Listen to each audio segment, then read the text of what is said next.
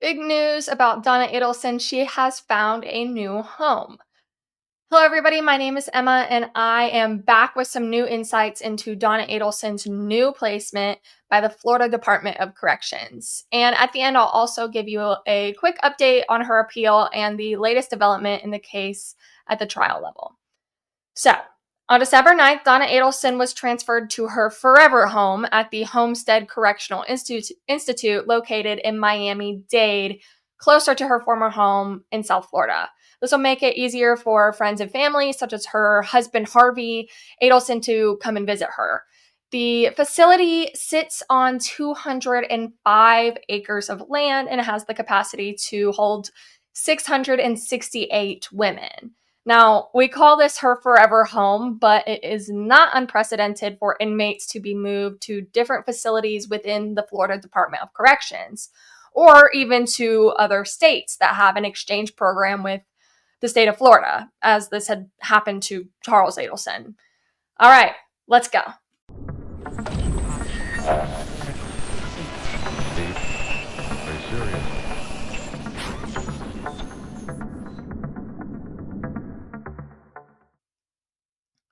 So based on the Florida Department of Corrections, there are 5 main types of custody levels for people serving a felony sentence in Florida.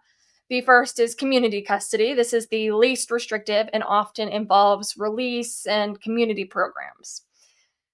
The second is minimum custody, which has low security dormitory style and minimum fencing. Number 3 is medium custody, which has moderate security and is more restrictive than the minimum custody. Number 4 is close custody. This has a higher security and is generally reserved for more serious offenders. And lastly, number 5, this is maximum custody. This is the highest security and reserved for the most dangerous inmates.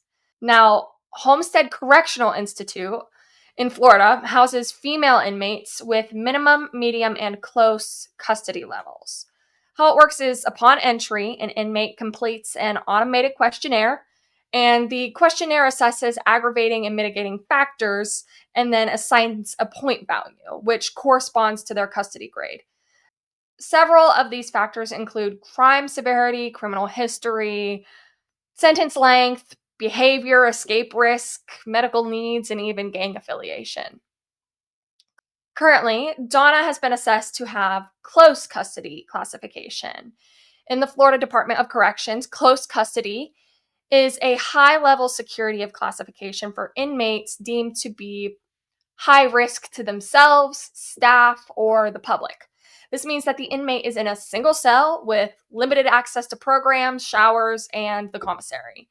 It's often used for dangerous offenders, those awaiting deportation, or for disciplinary reasons, and is less restrictive than the maximum, but more restrictive than the general population. It involves constant monitoring and separation. The assessment is also used to determine programs and privileges. Homestead Correctional Institute offers a wide variety of programs, including academic programs like a GED program, vocational programs, including entrepreneurship and cosmetology, religious services, and betterment programs, which include AANA, aerobics, beekeeping, parenting, and wellness education. Alongside the custody grade, inmates are also given specific medical and psychological classifications. These classifications determine the inmate's physical and psychological needs.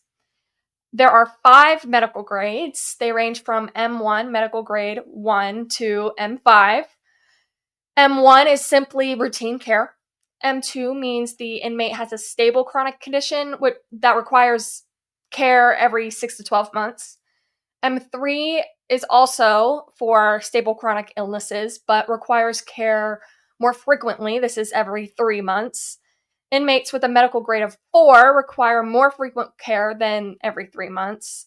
And lastly, medical grade 5 requires long-term care, meaning their stay is over 30 days in the infirmary.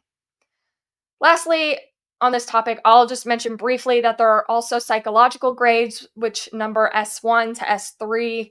These grades are used to assess mental health needs. Now, here I'm going to present you a photo of a demographics charge from a 2025 report about the Homestead Correctional Facility. So again, back to Donna Adelson. She has been deemed close custody and has been placed. All right, let's shift to case updates. Also, you may recall from her sentencing that Judge Everett had reserved jurisdiction to enter an order on the amount of restitution that Donna owes. The hearing has not been canceled because Donna filed her notice of appeal. Let me just quickly read the order to you. All right, so here is the order. As you can see, it says this cause comes before As you can see, it says this cause comes before the court on defendant's notice of appeal filed on November 4th, 2025.